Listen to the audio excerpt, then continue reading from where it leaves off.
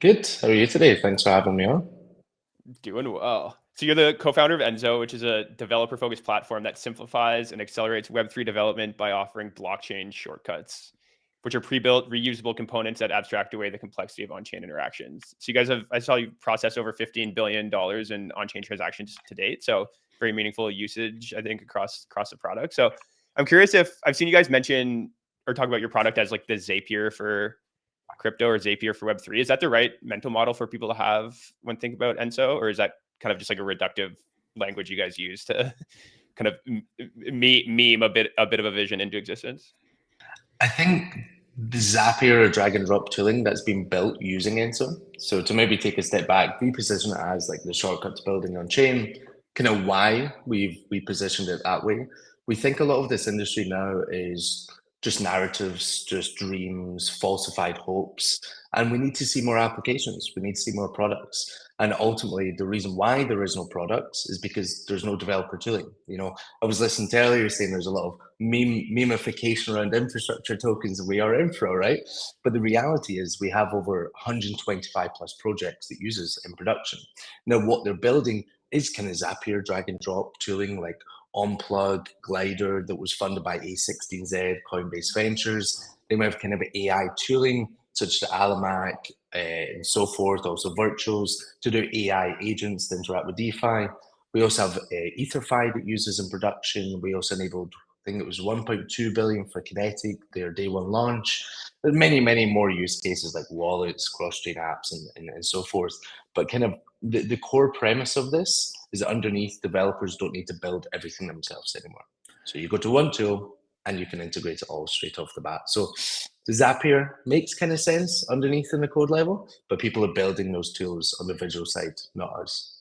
Can we dive into one of those examples? Like, how do you say one of your, choose your project? Like, what are people actually using there? What is being unlocked by Enso? So let's take Uniswap, for example. So whenever Uniswap went live with Unichain, they had positions, people had positions in V2 and V3 on many different EVM chains, right? Merkle and Unichain were incentivizing in Uni tokens to go into V4 positions, right? But generally speaking, to exit a position, to exit, then cross chain and then enter a new position, doing upwards of even 10, 11, 12 transactions, right? We created one simple UI that you could just put in your position and say, hey, I want to exit this V2. We'll unwrap it, take those two tokens, swap it, bridge it, then enter into the new position all within one transaction. That's kind of like one use case that people are doing. Another one, for example, Alamac, they're taking all of the APY data, all of the TVL data for all DeFi, and then they're automating like all their positions. So let's say you've got 10 million USDC. Why would I be generating only 2% when I could make 9%? And then the alert is if it goes down to 3%, then exit that position, go somewhere else. So really the use cases that are being built, it sounds very verbose, but it's really up to what they want to build, right?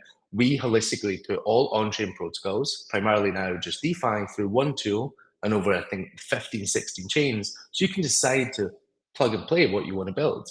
For example, like OnPlug, I think I really like OnPlug. So they took 7 months to build their MVP without Enso, building all these integrations. Like these integrations, for example, is like I want to lend, I want to borrow, and then let's say USDC DPEGs, then I want to leverage short USDC, or maybe exit USDC to go into USDT.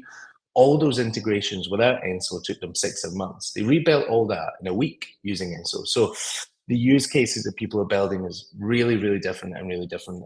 It's all unique across the board. Can you maybe put a finer point on kind of the core building blocks of actions and shortcuts that exist? And then also curious how kind of graphers and validators come together to kind of define and execute those. Yeah, so I'm a firm believer in builders being able to choose how they want to build. So like ERC20 standard, I think is a good mechanism. But I think if you're enforcing people to create a DeFi protocol, whether that's like a lending protocol to conform to particular standards, new developers come into the space, they're not going to go to Ethereum wizards. Like that's not the first place they're going to do. They're going to get their hands dirty. They're going to start coding. They're going to start shipping. They're going to start seeing what's working. So what we've created is what we call actions. Actions are, let's say, lend action, where we can underpin and say, here's how you lend into Morpho, how to Aave, into Euler.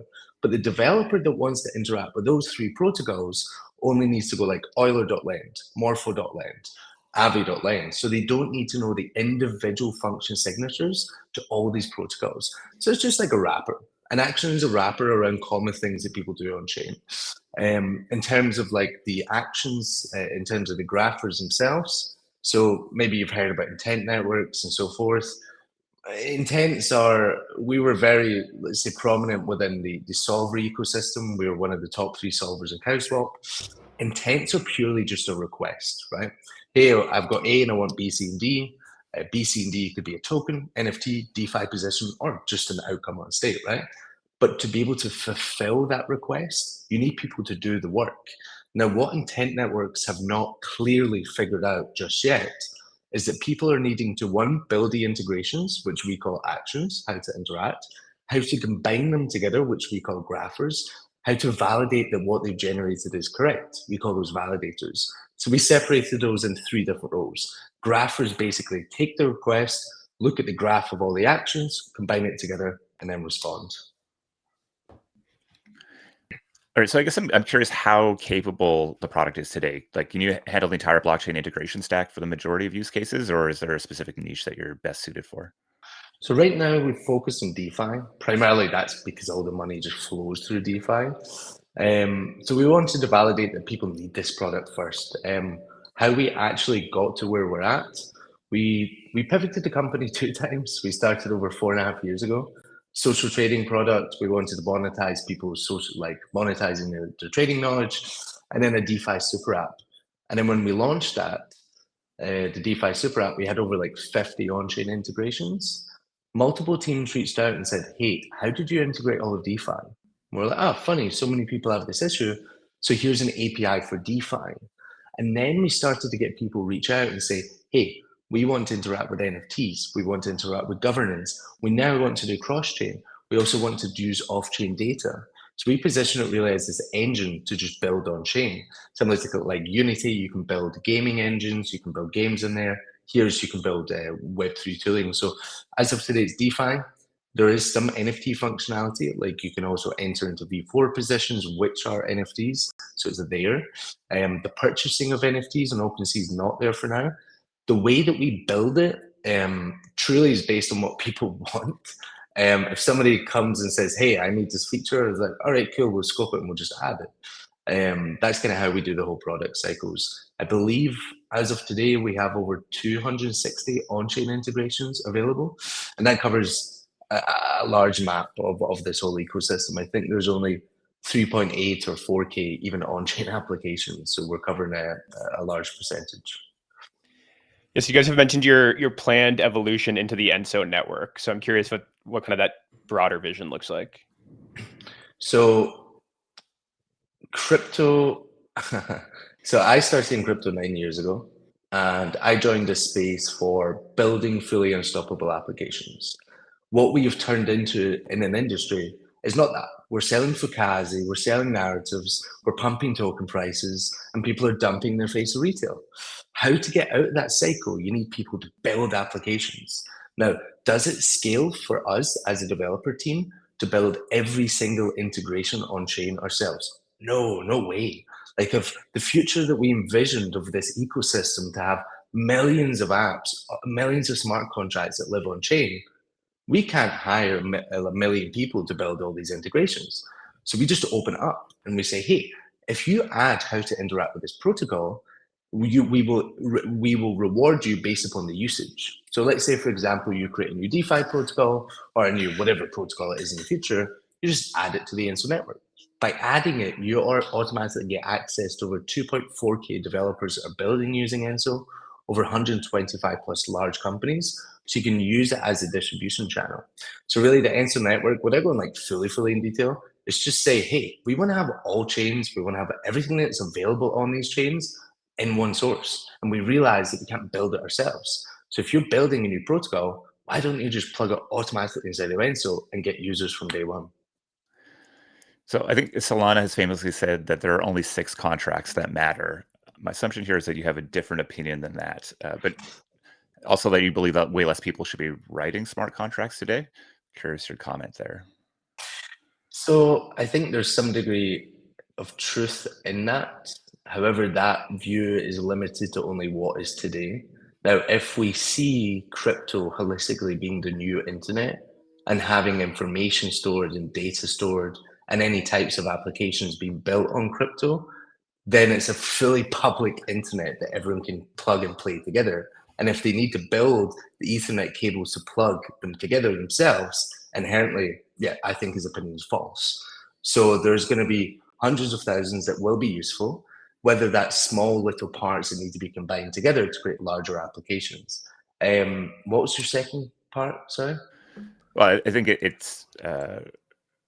I think you've kind of answered in your other questions. Just this sort of idea that I think underneath the Solana point there is that maybe don't worry about so much about building new novel smart contracts. Go focus on the apps and the creation of value there. Yeah, and I think it's yeah, it's really interesting because you can have people that will raise 20, 30, 40, 50 million dollars and they just won't ship anything, right? And the excuse is it's hard infrastructure. It's really difficult to build. No, it's not anymore. You know, you can just use Enso. You can just build your product in a week. You know, I think it was at Zapier. Zapier was literally built over a weekend. Flappy Birds, one of the largest video games back in the day, was built over a day. Like these are viral applications that people use, not people sitting theorizing for 5, 6 years of what it could be or what it shouldn't be. They just start building and releasing. So I think my view really is the industry needs a tool. We are in a critical point of no return that we just seem like scammers to the outside because there's no products that people inherently use, and there's no products people use because people can't build products easily. Yeah, so for us, we say focus on what matters, which is product, community, and distribution. Ship a product in a weekend instead of 6 months. Can you share a little bit about the business model behind Enso? Like how do you guys make money? How are you sort of seeing that evolve? Yeah, so we're cash positive. That was kind of one thing that I wanted to achieve with Enso before launching a token. I think tokens are very good for the ecosystem. You can get a lot of hands, create a lot of awareness, get good participation in the network to grow it. But I really wanted to, one, prove to myself that we are able to build a self-sustaining business without a token. So that the token can propel it from here all the way up there. So the way that we do this really is case by case. So for example, if we have a large brand that we work with, let's say EtherFi that uses for deposits into the vaults for cross-chain, and there'll also be something else coming out in a couple of weeks for them, we do a fee split. So let's say a user goes in with like 1 million deposit, we'll trim off like 25 bips, we'll get 12.5, they'll get 12.5. So we do 50-50 in that case. Some of the cases we take 80%, some of the cases we take 40%. On other cases, if it's not a large brand, we'll just charge a baseline fee. So we'll say, okay, we're charging 25 bips. The way that we used to do this before, we used to go extreme and we used to go 85, 90 bips. So we were the first mover in DeFi aggregation. So like all these actions like lending, borrowing, LSTs, vaults, no one else was providing. So we were able to really capitalize on that. So I'm curious what, obviously a bunch of founders listening to this, I'm sure all of them are intrigued by the idea of being able to accelerate and simplify their kind of building process. So who's like a perfect fit for the state of your product today? And then maybe are there like some categories of products that you think can be unlocked that you just want to see more people building on top of Enso with? Yeah, for sure. So we go for large brands right now that we work with. There's a lot that we work with, but I want to go more into hobbyist developers. I think that will be the massive unlock, not just for Enso, but for this ecosystem. I believe there's 4.8 to 4.9 million apps in Web2. We have a measly 3.8K, 4,000. The reason why they have so many is because there's two of them and because people will use those products. So what I would love to see is more automation tooling. Saying, hey, if I'm in this position, I would like to exit, or if this price goes down to here, then purchase that, hedge my position, combine all of what we said DeFi Lego blocks was. Now, what the ideas could be, there's some guys that have came up with radical ideas using Enso, which was on-plug, glider, portfolio management tool that I had never thought of. So whatever people are thinking of building, please just build it. Like there is no shame. it's actually better for you to try something completely new than no one else has done, because you'll bring the ecosystem further. So to answer that concretely, I think automation is a really untapped market. I think Brahma is doing very good in this. They're using Enso, Onplug, Glider, they're all using Enso, AI tooling for automation. Yeah, but I would love to see something completely new that I can't even think of myself. Surprise and delight. Maybe zooming out, and I won't ask this in the context of Enso specifically, but I think there's a lot of a conversation we've had so far today sort of been around how to launch tokens well. And I think it sort of implied in some of your concerns around the current state of crypto kind of comes down to how these tokens are launched, and there's maybe short duration and the misaligned incentives that come around it. So if you're sort of looking forward, obviously you're probably scanning the world for interesting models to launch a token in. How are you thinking that token launches should be done today? So we took a community first approach. We done community rounds, lower valuation on CoinList. We done that intentionally to get the token in people's hands that have something to lose, inherently money, right? The airdrop meta, we are going to do an airdrop. Do I think it is going to yield incredible results? No. I think Smokey from Berachain had a great tweet yesterday or the day before, basically saying like, you're just going to get farmed, you're going to get dumped on, and regardless, you're not going to win, right? So I think the airdrop meta is done. I think the So way why are you going to do it then? because we said we would. Okay. We stick to our word, and we said we would. We done a vampire attack 4 years ago. We said we would in blog posts publicly, so we have to. It's the right thing to do. People put money in. We made fees from it. Yes. So So I think the more people can put their skin in the game, then I think they should be rewarded. Do I think AI swap content plastered over Twitter is beneficial? No, not at all. Like, this is purely just to increase numbers of Twitter followers to then get listed on exchanges. There's also inflating of test nets. These transactions, what Movement done as well, inflate all the numbers just to then get listed on exchanges. How do we launch tokens from now on? I think you need to sell it to the right people. So you need to get it in the hands of the community. I think it needs to be not so narrative driven. Now, this is where the founder dilemma really comes into play. Like, once you see all the different spider webs, if you want to call it that way, like of listing in certain places, how blah, blah, blah. As a founder, you need to make a moral decision, which is, do you launch it at 1.7, 1.8 billion FDV, or do you launch it something more reasonable for people to get more skin in the game? And we're going to take that second approach, which is more reasonable FDV for launching.